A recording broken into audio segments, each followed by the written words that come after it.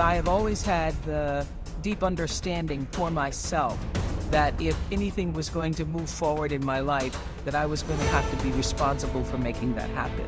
I know that to be true now and can articulate it as you are responsible for your life.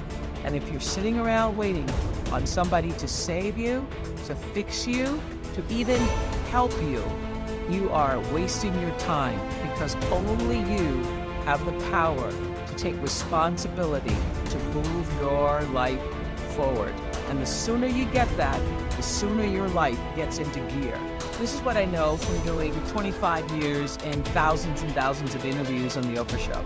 It does not matter where you come from. I have seen people come out of the desert, walk across the desert, being born in the most dire circumstances. Doesn't matter what your mama did, whether she did or had a PhD or no D. What matters is now, this moment, and your willingness to forgive the past, take responsibility, and move forward. You need activation energy to start the change. That's the key to creating any kind of change. That's the ethical requirement of individual being in the proper sense, is to constantly know that you're not what you could be, to take responsibility for that, and to commit yourself, like body and soul, to the attainment of that ideal. If you think about the times when you're at peace with yourself with regards to how you're conducting yourself in the world, it's almost always conditions under which you've adopted responsibility. The most guilt I think that you can experience is the sure knowledge that you're not even taking care of yourself, so that you're leaving that responsibility to other people. There is no capability difference between you and someone you consider to be an ultimate role model of success. The only difference is they've learned to use their mind and body with more power on a consistent basis. They've learned to manage their state. They've learned to use their body effectively. Whether they know it or not consciously doesn't matter.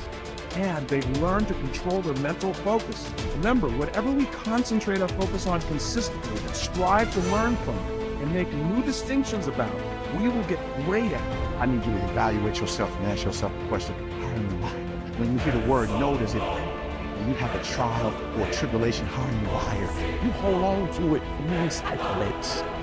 Do you realize that every day you thought you wasn't gonna make it? Do you remember them days when you thought it was absolutely unbearable and you thought you wasn't gonna endure that one? Do you know that your survival rate for every last one of them bad days was 100%? You survived every hater, you survived all the evictions, you survived the firings, you survived all the trouble you ever been in. Your survival rate is 100%. One of the things you gotta understand, my friend, is that you're supposed to fail. You're supposed to fail, because failure is the stepping stone to success. It's not just cliche. Failure is an experience that lends to wisdom that ultimately makes you a stronger version of yourself. Like, until I make my dreams become a reality, I'm not quitting. I don't care how much money I can invest. I'm gonna continue to do this until I become successful. All right, I've got a rule called the show up rule. All right, somebody said you can pretend that you care, but you can't pretend that you're there. The only way you can be there is to show up. And what I'm asking you to do for me, you'll never be a failure if you show up every single day.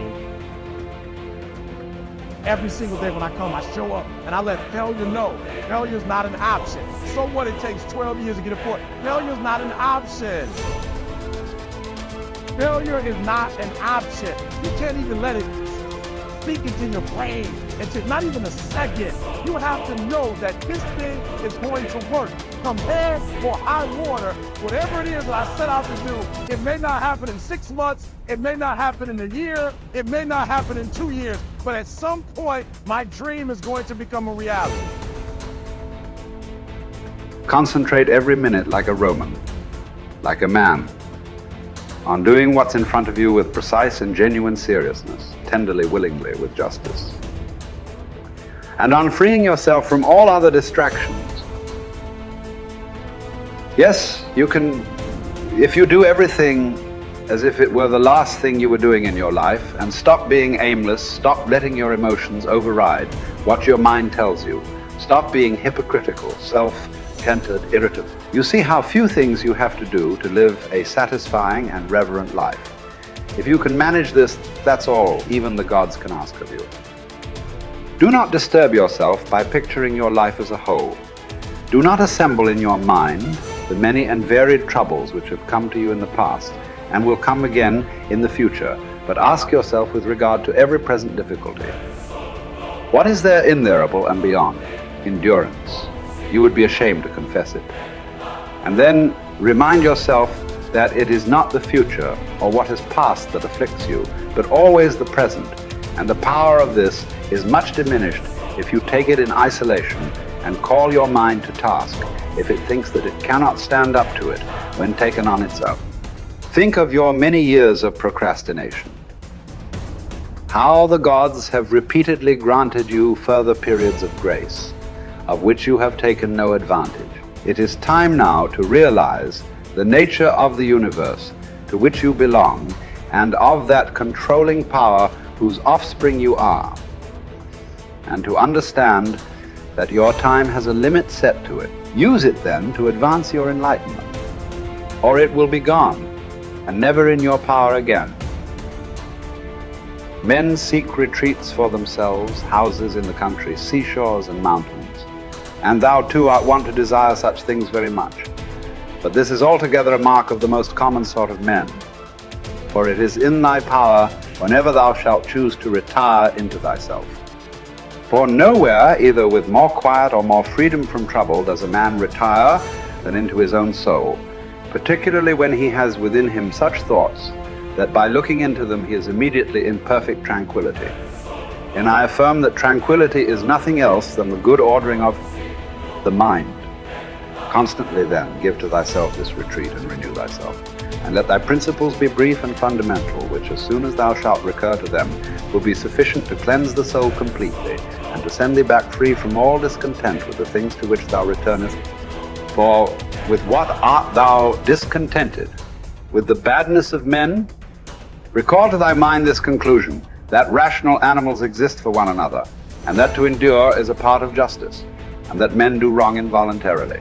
And consider how many already after mutual enmity, suspicion, hatred, and fighting have been stretched dead, reduced to ashes, and be quiet at last.